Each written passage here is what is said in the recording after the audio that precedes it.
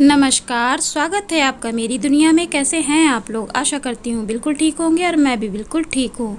तो आज मैं नवरात्रि में करने वाले कुछ ऐसे उपाय आपको बताऊंगी जिनको करने से आपके घर धन की कमी नहीं होगी।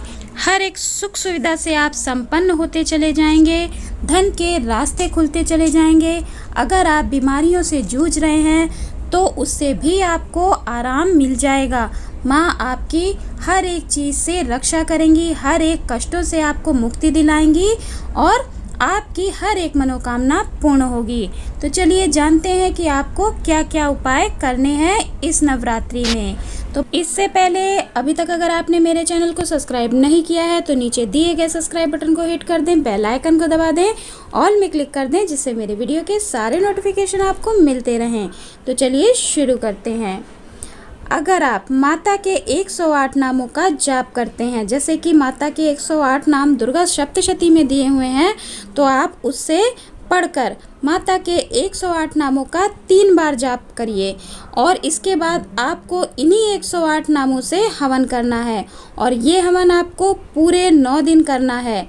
तो आप अपनी समस्याओं से धीरे धीरे निकलना शुरू हो जाएंगे, धन संपदा आपके घर में बढ़ने लगेगी, रोग शोक से आप मुक्त होने लगेंगे। दूसरा है, पूजा करने के बाद आपको 3 माला नरवाण मंत्र की ज़रूर करनी है। नरवाण मंत्र कौन सा है माता का? ओम ऐं ह्रीं क्लीं चामुंडाय विचय। ओम ऐं ह्रीं क्लीं चामुंडाय विचय। इस मंत्र का जाप आपको रोज़ 3 माला करना है। 3 माला नहीं कर सकते हैं तो 2 माला तो आपको इस मंत्र का जाप करना ही करना है। और अगर आप ये जो मंत्र है ये बहुत ही प्रभावशाली है और आपको सुबह के टाइम पूजा करने के बाद ही इसको करना है। अगर सुबह समय नहीं मिलता है तो आप शाम को शुद्ध अवस्था में नहा धो के स्नान करके भी इस मंत्र का जाप कर सकते हैं। अगर आप इस मंत्र का जाप 2 बार 3 बार करते हैं और अपनी इच्छा को सोचते हुए इस मंत्र का जाप करते हैं तो आपकी वह इच्छा ज़रूर पूर्ण होती है। अगले नवरात्रि तक आपकी वह इच्छा ज़रूर पूर्ण हो जाएगी। तीसरा, अगर आपकी कोई मनोकामना है तो आपको क्या करना है? आपको माँ के सामने अपना संकल्प रखना है। ये कार्य आपको पहले दिन करना होता है, लेकिन ये वीडियो थोड़ा सा लेट जा रहा है तो आप इस कार्य को बीच में भी कर सकते हैं। आप बीच में भी संकल्प ले सकते हैं, लेकिन कोशिश करें कि इस नवरात्रि तो आपने स्टार्टिंग में नहीं किया है, लेकिन इस उपाय को आप अगली नवरात्रि यानी कि शारदीय नवरात्रि में कर सकते हैं। आप हर नवरात्रि में अपनी मनोकामना को, आपकी जो भी मनोकामना है आपकी, जैसे कि इस बार आपने किया, आपकी मनोकामना इस बार पूर्ण हो जाती है तो आप अगली बार दूसरी मनोकामना के लिए इसी उपाय को कर सकते हैं। तो आपको क्या करना है कि जब आप कलश स्थापित करेंगे, आपको कलश स्थापित करना है तो आपको एक कपड़े में एक पोटली बना लेनी है। पोटली में क्या रखना है? सुपारी, चावल, एक सिक्का, चांदी का भी हो सकता है और नॉर्मल सिक्का भी हो सकता है, फूल, एक कमलगट्टा, ये सब चीज़ें आपको एक कपड़े में बांध लेनी है। हैंकी ले सकते हैं, रुमाल में भी आप बांध सकते हैं।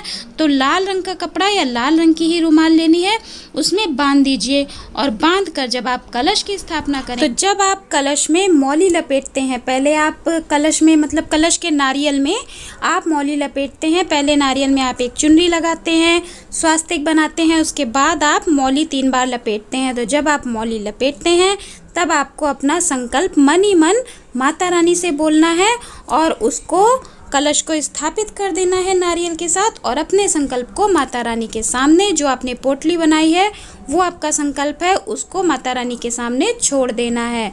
और इसके बाद जब आप पूरी 9 दिन की पूजा कर लेते हैं तो 9वीं वाले दिन या फिर 10वीं वाले दिन जब भी आप पारण करेंगे और विसर्जन करेंगे तब आपको उस पोटली को खोलना है और खोल के वो सारा सामान या तो आपको विसर्जित कर देना है या फिर आप अपने धन स्थान पे भी उसको रख सकते हैं। वैसे विसर्जित ही आपको कर देना है, तो आप विसर्जित कर दीजिए और आप देखेंगे कि अगली नवरात्रों तक आपकी मनोकामना ज़रूर पूर्ण हो जाएगी। चौथा, यह उपाय भी बहुत ही कारगर है। आप जब अपनी पूजा संपन्न कर लेते हैं, अपनी दुर्गा सप्तशती का पाठ कर लेते हैं, मतलब जब आप सारी पूजा पाठ कर लेते हैं, जैसे कि पूजा कर ली, हवन कर लिया, पाठ कर लिया और जाप भी कर लिया, इसके बाद आपको बटुक भैरव जी के 108 नामों का जाप ज़रूर करना है और इनके निमित्त एक सरसों के तेल का दीपक आपको जलाना है। दीपक जलाने के बाद ही आपको इनके नामों का जाप करना है और यह आपको कार्य नित्य करना है, यानी कि 9 दिन डेली आपको इस कार्य को करना है। अपनी पूरी पूजा संपन्न करने के बाद ही आपको इस कार्य को करना है। तो इससे आपकी पूजा नवरात्र की संपूर्ण मानी जाती है। अगर कोई भी कमी रह जाती है आपकी पूजा में तो वह बटुक भैरव के 108 नामों द्वारा पूरी हो जाती है। और बटुक भैरव की पूजा से अर्थात माँ की पूजा के बाद अगर आप बटुक भैरव जी का पूजन करते हैं, पूजन क्या मतलब कि आपको सरसों के तेल का दीपक जलाकर बटुक भैरव जी के 108 नामों का जाप करना है। तो आप देखेंगे जब आप यह कार्य करेंगे तो इससे माँ बहुत प्रसन्न होती हैं, माँ का पूजन भी संपूर्ण होता है और आपको आपके पूजा का पूर्ण फल प्राप्त होता है और आपकी मनोकामना भी माँ शीघ्र ही पूर्ण करती हैं। और लास्ट उपाय जो मैं आपको बता रही हूँ वो उपाय भी मतलब कि वीडियो लेट होने की वजह से यह उपाय भी आप इस नवरात्रे नहीं कर पाएंगे।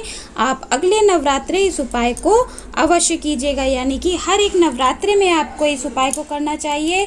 बल्कि जब भी आप कोई भी पूजा पाठ करते हैं, किसी भी व्रत को करते हैं और व्रत को करने से पहले आप कलश की स्थापना करते हैं, कोई भी साल में कई तरीके की पूजा आती हैं और सब में आप कलश की स्थापना करते हैं, तो ये कार्य आपको हर एक कलश की स्थापना के साथ करना है। इसीलिए इस उपाय को मैं बता रही हूँ क्योंकि यह आपको आगे की और भी पूजा में काम आएगा, केवल नवरात्रि में ही नहीं। जैसे एकादशी हो गई और पूर्णिमा हो गया या फिर आपको प्रदोष के व्रत हो गए, तो इस तरीके से अगर आप करते हैं या कोई भी पूजा नॉर्मल है तो भी अगर आप कलश की स्थापना करते हैं तो इस उपाय को आप ज़रूर करेंगे। आपको क्या करना है, जब आप कलश की स्थापना करते हैं तो आप उसमें बहुत सी चीज़ें डालते हैं, सुपारी, पान और लौंग, इलायची वगैरह, सिक्का, ये सब चीज़ें डालते हैं, चावल डालते हैं। एकादशी में चावल की जगह तिल का इस्तेमाल करते हैं। तो इस तरीके से आप चीज़ें डालते हैं। तो आपको इसके साथ कलश में सर्व औषधि ज़रूर डालनी है। सर्व औषधि डालने से अगर आपके रोग दोष लगे रहते हैं, बीमारियां लगी रहती हैं, ठीक नहीं होती हैं, तो अगर आप कलश में सर्व औषधि का प्रयोग करते हैं तो आपके रोग दोष दूर हो जाते हैं और जो भी बीमारी हारी आपको लगी रहती हैं वह धीरे धीरे होकर दूर होना शुरू हो जाती हैं। तो ये थी संपूर्ण उपाय नवरात्रि के। आप अगर इनमें से कोई एक या 2 उपाय भी करते हैं तो आपको उसका पूर्ण फल प्राप्त होगा, आपकी मनोकामना ज़रूर पूर्ण होगी। तो आप अवश्य करिएगा और करके देखिएगा। तो आपको मेरी ये छोटी सी जानकारी अच्छी लगी हो तो मेरे वीडियो को लाइक करें, शेयर करें, कमेंट करें और कमेंट में जय गौरा माँ की, जय जगदम्बे माँ की ज़रूर लिखें। तो खुश रहें, मस्त रहें, मुस्कुराते रहें।